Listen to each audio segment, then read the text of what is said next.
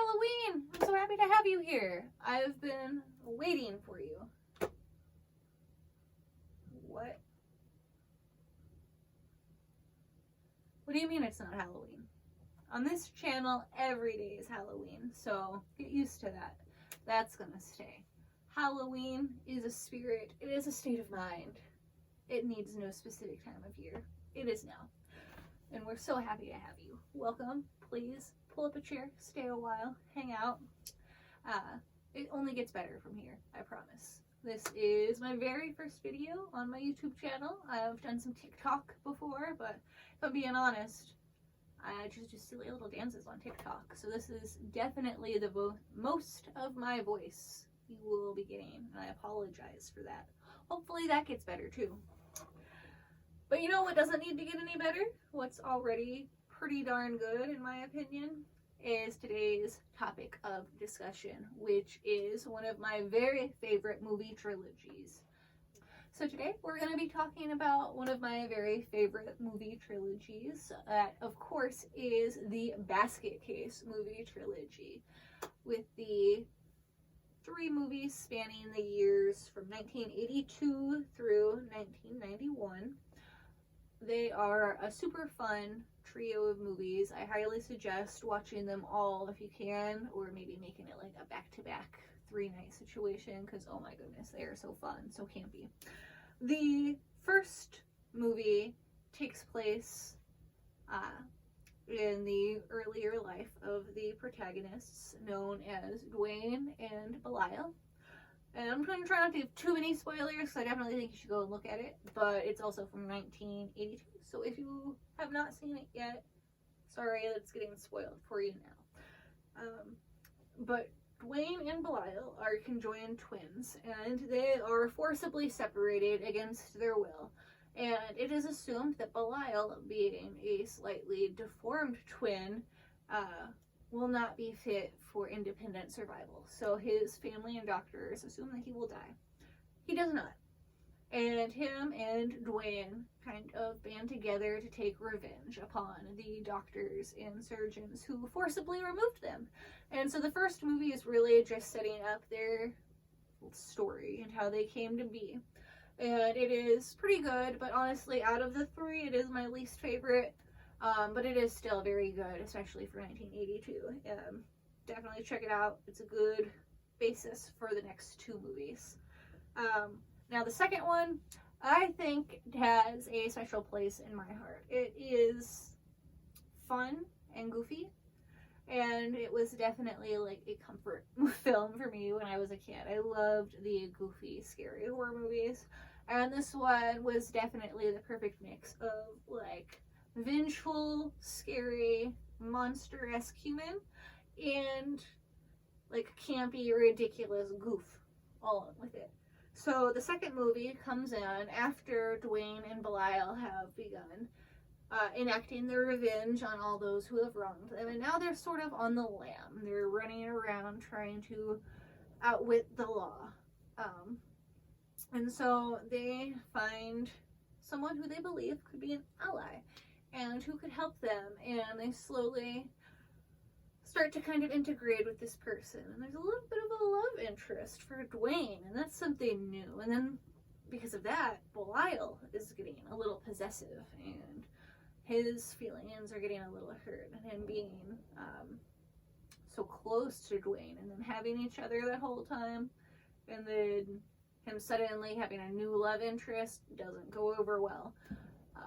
So that's definitely some fun to check out. Also, apologize for the theatrical shooting in the background. I live in the sticks, and apparently somebody's having a good old time. But that being said, so that movie kind of takes up there, where Dwayne and Belial are on the run. They feel they haven't done anything wrong because they've only gotten their revenge. But of course, the law disagrees, and then they find some allies, the love interest. Don't want to give any more away than that, but definitely check that one out. And then the third one, oh man, the third one, I think the camp factor gets turned up to 11, and that is so stinking fun. Dwayne and Belial are still with some of their allies from the second movie, but decide that they need to move even further. So they end up going and seeking out this doctor who they believe can help their situation and is a ally to the freaks, as they call it. And so they make their way. There's musical numbers along the way, not to give too much away. There's definitely some fun small town aspects. You definitely meet a lot of new characters in both the second and the third movie. And I really think that this would be a fun one if like Netflix were to ever revamp a trilogy that could probably have some fun with modern day special effects and the such.